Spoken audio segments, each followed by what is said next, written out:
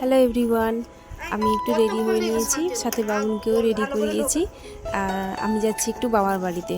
হয়তো বাবার বাড়ি এবারে যাব না, কারণ মাঝে একটা দিন থেকে আমি চলে আসব। দিনটা ছিল শনিবার দিন, রবিবার থেকে সোমবার চলে আসার কথা আছে।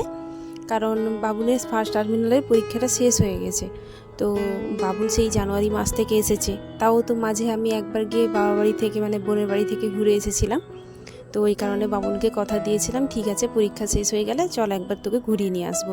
ও কিন্তু মামা বাড়ি যেতে চায় না, তার কারণ হচ্ছে বোনের ঘরের পেছনের মাঠ। বোনের ঘরে যে পেছনের মাঠটা আপনাদের অনেকবার দেখিয়েছি। তো ওখানে বাচ্চারা অনেক সকাল বিকেল ওরা খেলে। আর বাবুন খেলা সত্যি খুব পাগল, ক্রিকেট খেলতে খুব ভালোবাসে। তারপরে এই যে বোনের বাড়িতে পৌঁছে গেছি। যেমনটা বোন রান্না করছে, সাথে মাসি হেল্প করছেন। আর বোনেদের পুকুর শুকনো হয়ে গেছে, মাছ নেই, মাছ তুলে বিক্রি করে দেওয়া হয়েছে। তো মাছ কিন্তু আমি খেয়েছি, মাগুর মাছ, যেটা আপনাদেরকে দেখিয়েছিলাম যে বোন দিয়ে পাঠিয়েছিল বাড়িতে। চলুন, সেখানে বাড়ি থেকে কিন্তু স্নান করে আসিনি, সকাল সকাল বেরিয়ে এসেছি। তার কারণ হচ্ছে গরম পড়ে গেছে, গিয়েই একদম স্নান করবো। চলুন স্নান করে আসি। বোন কি রান্না করছে এখন 1:30 বাজতে যায়, পুজো শেষ।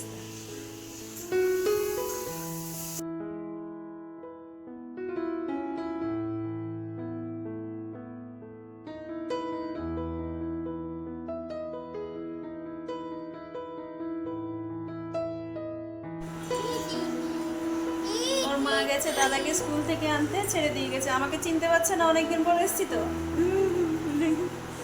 বকেছে বাবা, আর কে বকেছে? কাতে কত দিচ্ছে? তাতে তো তো তাতে তো তো কি বকুছ? আচ্ছা আচ্ছা,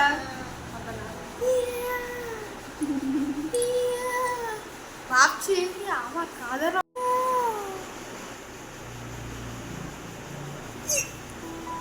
ডিজুম ডিজুম ডিজুম বকেছে। লাগাস না বাবা সেরকম। স্নান করেছে, ভাত টাত খেয়ে একদম ফুল বাবু হয়ে গেছে বাবু। আমি দোলনায় বসে আছি, উঠিনি দোলনা থেকে।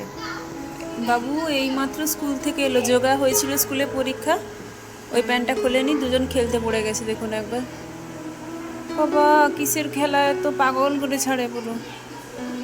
আপনারা তো জানেনই, এরা দু ভাই যত বড় হচ্ছে বদমাশিটা ততই বাড়ছে।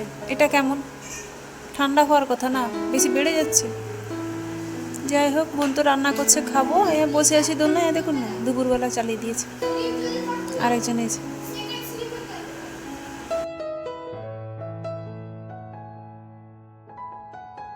তারপর দুপুরবেলা খেতে বসেছি। আজকে ছিল ওই দিন ছিল নিরামিষ, কারণ চৈত্র মাস ছিল তখনও কটা দিন। বোনের ঘরে ডিম রসুন আর মাংসটা খায় না, ওদের মানসিক আছে। ওই কারণে বোন নিরামিষ তরকারিতে আলু ঢ্যাঁড়স মাখা দিয়ে ভাত খাবো। বোনকে বলেছিলাম একটু ঢ্যাঁড়স ভাতে দিয়ে দিবি, নরম নরম তো একদম ছোটো ছোটো। তারপর ওখানে খাওয়া শেষের পরে দু ভাই লুকোচুরি খেলছিল। তারপর ছোট্ট মুনাইকে বাবু নিয়ে এসেছিল।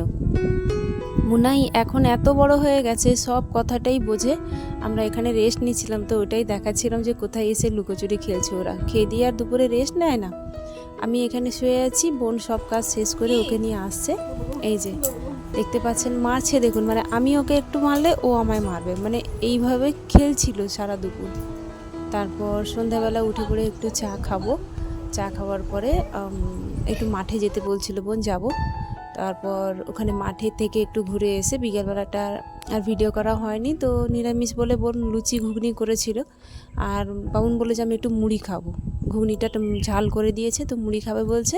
মুনাইও খাচ্ছে সাথে বসে, সব রকমই ব্যবস্থা আছে। আজকে ছিল এতটুকুই ভিডিওটা এখানে শেষ করছি। কেমন লাগলো অবশ্যই জানাবেন, আর ভালো লাগলে লাইক কমেন্ট শেয়ার অবশ্যই করবেন। আর আপনারা খুব ভালো থাকবেন, দেখা হচ্ছে পরের ভিডিওতে। টাটা, সবাইকে গুড নাইট।